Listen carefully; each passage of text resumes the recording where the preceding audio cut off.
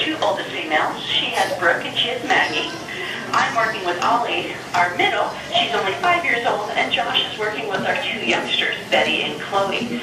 Now, Chloe is our youngest at about 1.5 years, and Betty is 2.5. Now, a popular question that's often asked of us is, why do we do training? Why not just go in here and toss a bunch of food around and let it be done at that? Well, training's done for 3 main reasons. The first is for mental stimulation. I'll talk to y'all about that in a few moments.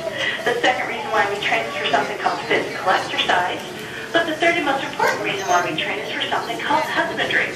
Now, husbandry is just a fancy term that means animal health care. We train our animals to help us with that.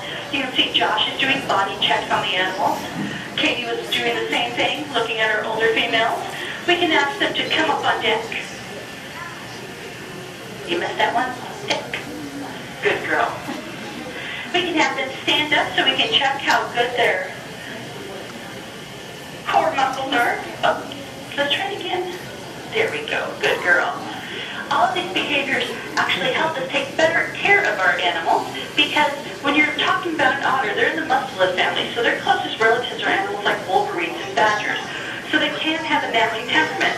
But by creating this working relationship, we're able to take much better care of them than, say, if we needed to do this to a wild animal. Water. Now, getting back to that mental stimulation aspect, we also make sure that their minds are active. So what we do is we train new behaviors, but we also test them on behaviors they already know. And that's what I'm going to be doing with Ollie right now. We're going to do something called shape discrimination. Now, what that simply is each of our otters have their own specific shape. Now, they know that when they go to that shape, they get something good for it. Now, John, I have a couple of volunteers I see in front of me. Is that correct? Yes, ma'am, we do. So what you're going to do is you're going to take those two shapes that John gave you and place them right above the water line. There we go. And what I'm simply going to ask Ollie to do is go find her shape.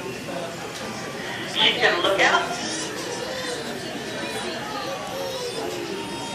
I'm going to call her back. Good girl, Ollie. Now, if you notice, I'm going to have you just keep them up there for me.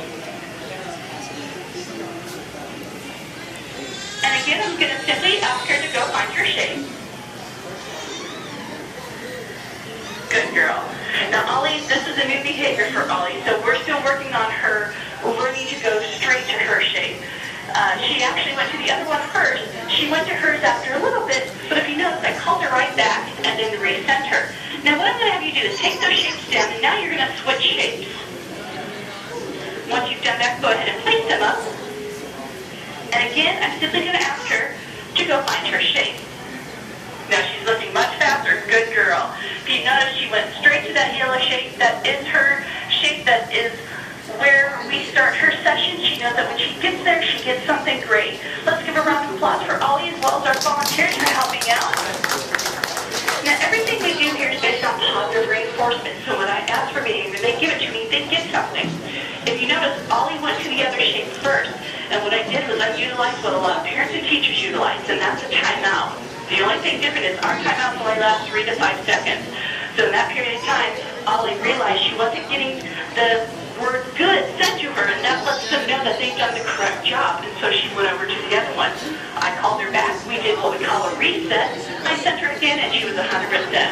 So that's what it's like to train an otter. Well, John, I'm going to go ahead and pass it back to you so you can tell a little bit more about our animals. All right, Michelle, thank you very much. Now, you guys have been watching how much they've been feeding these guys. They eat a lot of food. They have a very